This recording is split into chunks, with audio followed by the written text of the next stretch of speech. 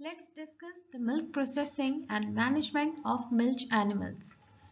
जैसा कि हम जानते हैं कि जब भी मिल्क एनिमल्स से मिल्क को निकाला जाता है उस प्रोसेस को मिल्किंग कहते हैं और मिल्किंग के तुरंत बाद ही मिल्क को कंज्यूम कर लिया जाता है लोकल एरियाज और विलेजेस में। लेकिन रॉ मिल्क को कंज्यूम नहीं किया जाता, इसको किसी न किसी तरह की प्रोसेसिंग की ज़रूरत होती है। इसमें फिल्ट्रेशन से लेकर हीट ट्रीटमेंट जैसे कई सारे प्रोसेसिंग स्टेप्स आते हैं जिससे फाइनल फॉर्म में मिल्क आता है और उसकी मार्केटिंग होती है। इसके अलावा मिल्क से बनने वाले और भी बहुत सारे प्रोडक्ट्स होते हैं जैसे कि चीज़, बटर, पनीर, घी, ये सारे मिल्क प्रोसेसिंग से ही तैयार होते हैं। मिल्क के मेजर कॉन्स्टिट्यूएंट है फैट्स एंड प्रोटीन्स और अलग अलग तरह के जो मिल्क होते हैं उसमें अलग अलग प्रोटीन कंटेंट और फैट कंटेंट होता है। इसके साथ ही जो मिल्क एनिमल्स हैं उनकी मैनेजमेंट के अंदर सबसे इम्पॉर्टेंट एस्पेक्ट आता है उनके न्यूट्रिशन का, और जो पार्ट सबसे ज़्यादा न्यूट्रिशन में रोल प्ले करता है वो है फॉडर। किस तरह का फॉडर और साइलेज एनिमल्स कंज्यूम कर रहे हैं ये बहुत हद तक डिपेंड करेगा कि मिल्क की क्वालिटी कैसी होने वाली है। तो आइए इन्हीं सब चीज़ों के बारे में जानते हैं।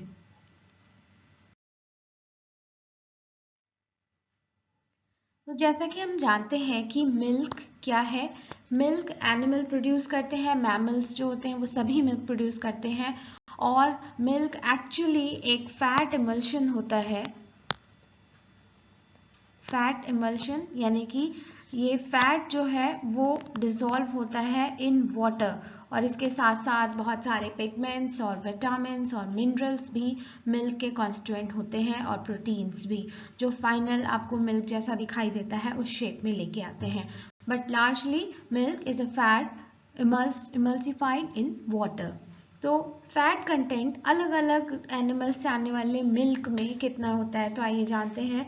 तो डिफरेंट जो फैट कंटेंट है अलग अलग मिल्क में, जैसे कि काऊ मिल्क को बहुत ज़्यादा प्रेफर किया जाता है छोटे बच्चों के लिए, और आजकल जो है काऊ मिल्क जो है बहुत ज़्यादा कंज्यूम कर रहे हैं लोग, अच्छी क्वालिटी का होता है। तो उसका रीज़न क्या है कि प्रोटीन जो है वो सेम होता है लेकिन काऊ में जो फैट कंटेंट है वो बफेलो से कम होता है, यानी कि जो एक्स्ट्रा फैट हम कंज्यूम करते हैं बाय कंज्यूमिंग मिल्क वो कम होता है काऊ मिल्क अगर हम कंज्यूम करें, और ये थोड़ा येलोइश का होता है। तो इसमें विटामिन ए जो है वो एम्पल अमाउंट के अंदर होता है। जैसे काऊ मिल्क में आपकी जो फैट परसेंट है वो होती है 4.14%, बफेलो में ये लगभग डबल होती है, इससे 7.38%, ह्यूमन मिल्क में 3.75% ही फैट होती है। अब आ जाते हैं अलग अलग टाइप के जो मिल्क्स होते हैं, जैसे फुल क्रीम मिल्क आप मार्केट में देखते हैं, टोन मिल्क देखते हैं, डबल टोन मिल्क देखते हैं और स्टैंडर्ड मिल्क देखते हैं। तो इनमें अलग अलग फैट कंटेंट होता है। जैसे फुल क्रीम मिल्क है उसमें 6.5% फैट कंटेंट होता है, टोन्ड मिल्क में 3%, और डबल टोन क्योंकि यहाँ से फैट निकाल लिया गया है, क्रीम निकाल लिया गया है, तो इसका जस्ट हाफ 1.5%, और स्टैंडर्ड मिल्क जो होता है उसमें 3.5% आपका फैट कंटेंट होता है। अब एनिमल्स में वो कौन सा हार्मोन है जो कि मिल्क रिलीज करने के लिए, मिल्क सिक्रीशन के लिए रिस्पॉन्सिबल होता है, वो है ऑक्सीटोसिन। येलो कलर, जैसा कि मैंने कहा कि येलो कलर जो है मिल्क का होता है वो होता है कैरोटीन पिगमेंट की वजह से, और जो मेजर प्रोटीन है जो कि मिल्क के अंदर पाई जाती है वो होती है casein protein. In case of cattle, milk should be fed to calf equal to its 1/10 of weight, and in case of buffalo to its 1/15 of weight. अब क्या होता है कि जैसे मिल्क सिक्रीशन है, जब कोई भी गाय या कोई भी भैंस बच्चा दे देती है उसके बाद में आप देखते हैं कि कोलेस्ट्रम आता है, गाढ़ा गाढ़ा सा मिल्क आता है जिसको कोलेस्ट्रम बोलते हैं, और ये बहुत ही रिच होता है न्यूट्रिएंट्स में। और जब भी बच्चा हो जाता है उसके बाद में उसको 24 घंटे के अंदर अंदर ये कोलेस्ट्रम फीड कराना होता है। अब कभी कभी जैसे हम कहते हैं, जिसको हम पोसना कहते हैं, एनिमल को ये इंड्यूस करना कि अब उसकी मिल्किंग का टाइम हो गया है, वो कैसे किया जाता है, तो उसके लिए जो है बाय यूजिंग हैंड और जो है वेट हैंड्स यूज़ कर सकते हैं। और कभी कभी जो काफ है, काफ को भी फीड करा के इस मिल्किंग की प्रोसेस को जो है इंड्यूस कराया जा सकता है एनिमल में। तो इन जनरल जैसे अगर कैटल है तो कैटल में जो भी काफ है उसके वेट का 1/10 जो हिस्सा है वो उतना मिल्क जो है फीड कराना चाहिए काफ को, और 1/15 जो है वो बफेलो को। अब अलग अलग मेथड्स हैं मिल्किंग के, जैसे कि 3 पॉपुलर मेथड्स हैं, फिस्टिंग, नकलिंग और स्ट्रिपिंग। और ये जो आपके जो टीथ्स होते हैं उनको इन मेथड से जो है मिल्क किया जाता है। और मिल्किंग करते हुए हमेशा ध्यान रखना है कि प्रेशर जो है वो बहुत ज़्यादा ना हो, अगर ऐसा होगा तो टीथ्स डैमेज हो सकते हैं, उसमें इन्फेक्शन हो सकता है। इन मेथड्स के अलावा ये जो 3 मेथड्स हैं ये हैंड मेथड्स हैं। फिर मशीन मिल्किंग भी जो है यूज़ करी जाती है। तो ऐसे एनिमल्स जो बहुत ही अच्छा मिल्क प्रोड्यूस करते हैं, हाई यील्डर्स होते हैं, उसमें मशीन मिल्किंग को यूज़ किया जाता है। और इसमें इक्वल प्रेशर जो है चारों टीथ्स के ऊपर डाला जाता है और उसके बाद मिल्किंग करी जाती है। तो फ्रीक्वेंसी ऑफ मिल्किंग जो है वो भी डिपेंड करती है काफ़ी हद तक कि कौन सा ब्रीड का एनिमल हमारे पास है। तो अगर हाई यील्ड वाले अगर एनिमल हैं तो उसमें जो कि 10 लीटर से ज़्यादा दूध देते हैं एक दिन में, और इसमें जो मिल्किंग के टाइमिंग्स हैं, मिल्किंग के टाइमिंग्स 3 बार, कम से कम एक दिन में 3 बार जो है मिल्किंग की जाती है। इन जनरल जो है सिर्फ 2 टाइम ही मिल्किंग होती है, एक सुबह और एक शाम को। पर फिर भी ऐसा देखा गया है कि अगर 3 टाइम मिल्किंग की जाती है तो 10 to 15% मिल्क यील्ड में इंक्रीज देखा गया है। And machine milking, milk removal is largely dependent upon the differential pressure across the teat canal, and the total differential pressure created by the milking machine is approximately 352 mm mercury in case of cattle or 400 mm mercury in case of buffaloes, क्योंकि जो आपके buffaloes के teeths होते हैं वो ज़्यादा hard होते हैं। The pressure facilitates the expulsion of milk from the canal. The poor milking management in high yielding dairy cows result in mastitis. Mastitis एक तरह का डिसीज़ है जो कि पुअर मिल्किंग मैनेजमेंट की वजह से होता है, जब प्रॉपरली मिल्क नहीं निकाला जाता है या फिर जो प्रेशर है टीथ्स के ऊपर वो प्रॉपरली नहीं इम्पोज किया जा रहा है, ज़्यादा प्रेशर लगाया जा रहा है, तो इस तरीके का आपका इन्फेक्शन हो सकता है। Then a dairy cow needs 45 to 60 days of rest, जिसको ड्राइंग पीरियड बोलते हैं, between successive lactation periods. 2 successive lactation periods में के बीच में कम से कम 45 to 60 डेज का एक रेस्ट होना चाहिए। और इसके लिए जो है एनिमल्स को फोर्स ड्राइंग में लेके जाया जाता है। सो dry cow is that cow which is naturally not giving milk or has been forced to stop giving milk। तो ड्राइंग पीरियड और ड्राई काउ ये दोनों आपको अब समझ में आ गया होगा।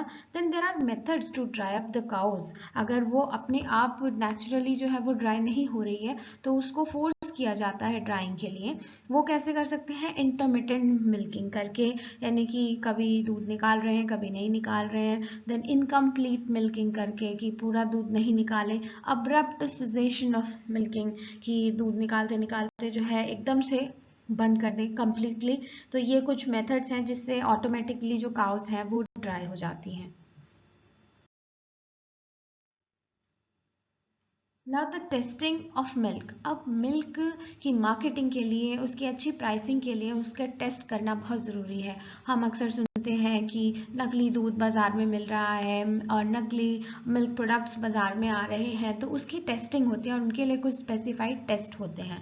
जैसे for the detection of glucose and monosaccharides there are test called Barfoed's test.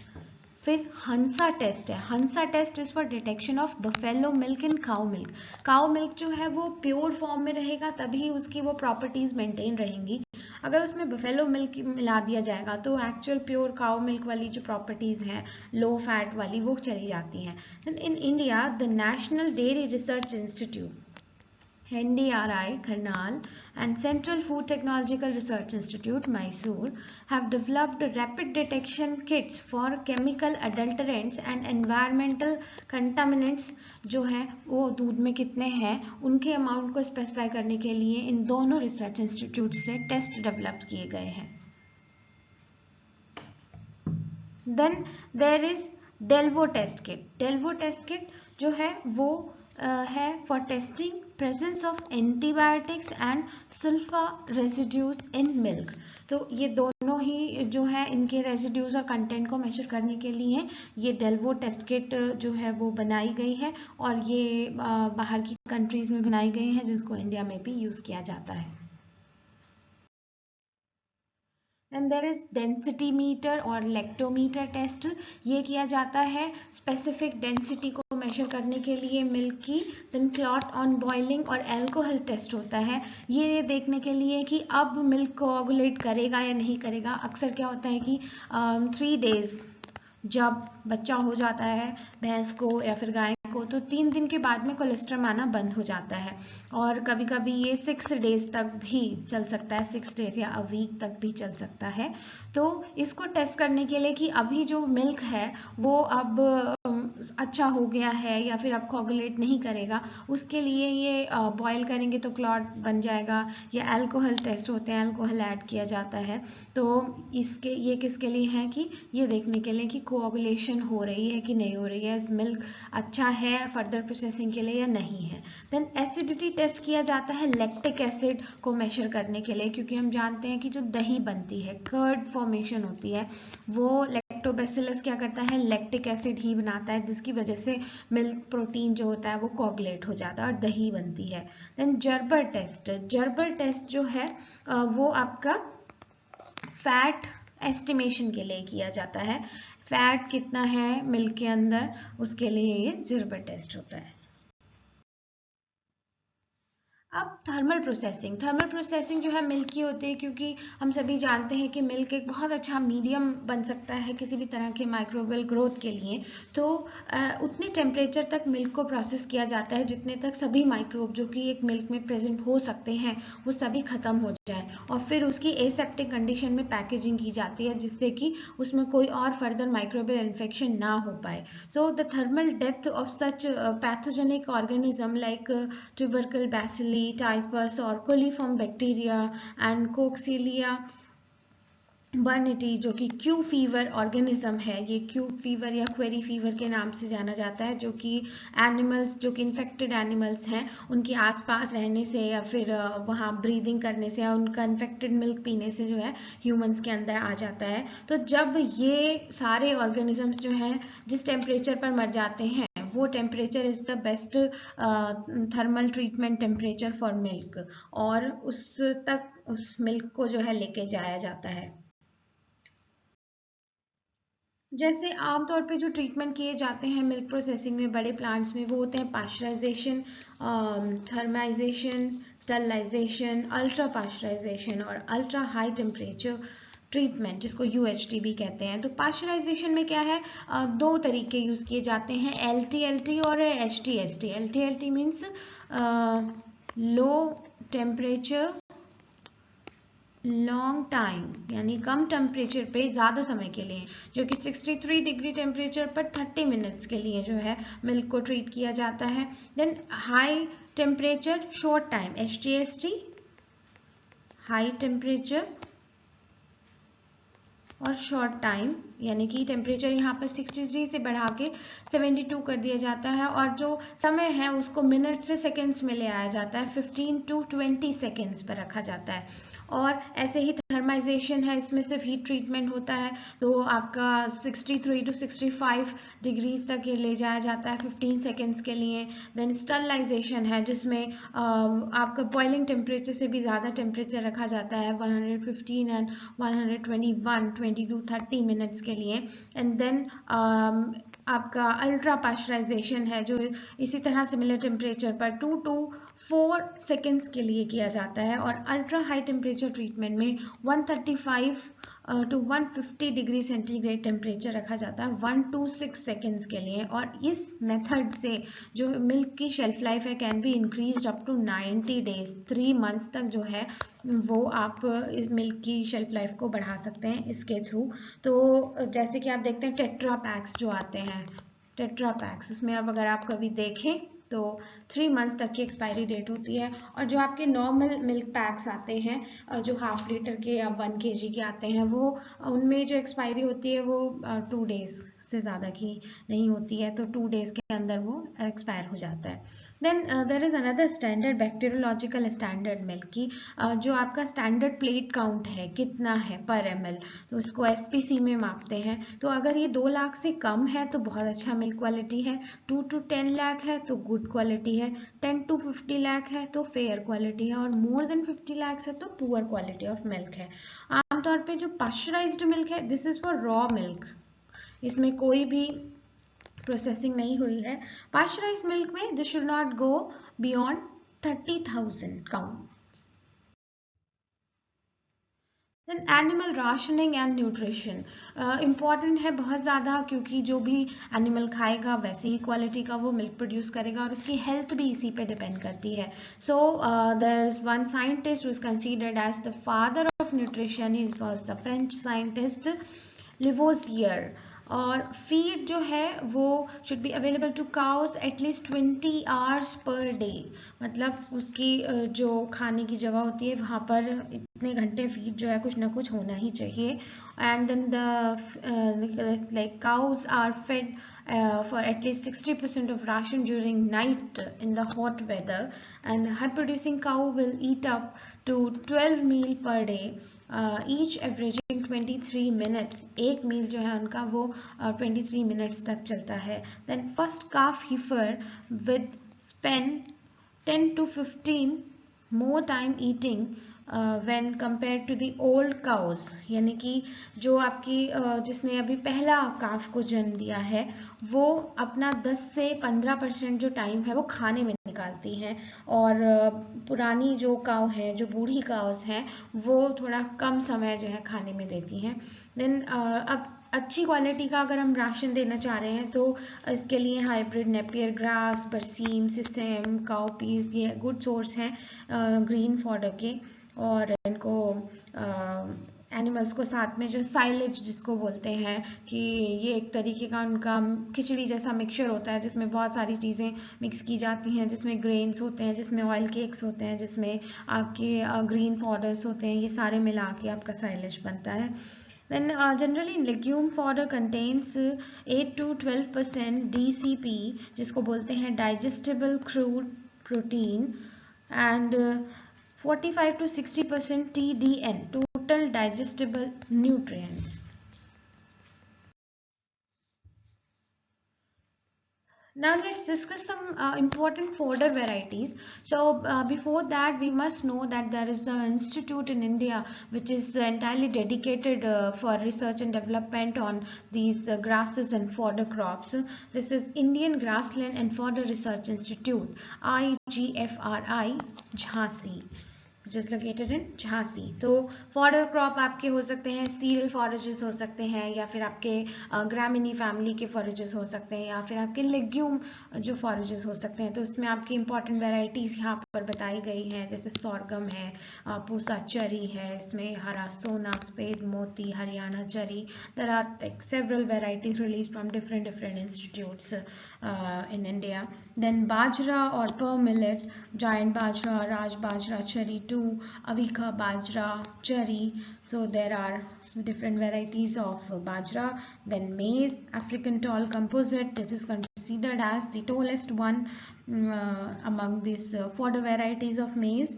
And then oats, Algerian, Sabzar, Harita, Kent, Western, these are the important varieties.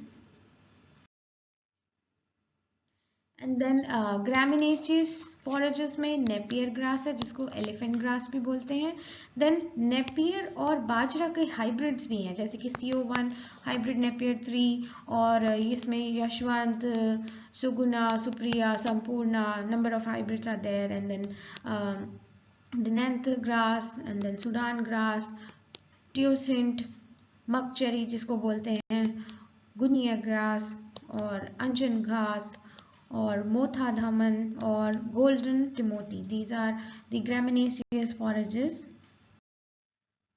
And then the leguminous forages जिसमें बरसीम है जिसको Egyptian clover बोलते हैं, then Lucerne है जिसको अल्फाल्फा बोलते हैं, काउपी है, गुआर है, क्लस्टर बीन, देन गम के अलावा इसको जो है as a fodder crop use किया जाता है, देन राइस बीन है, देन स्टाइलोसेंथस है जो कि इम्पॉर्टेंट लेग्यूमिनस फॉरेज क्रॉप्स हैं.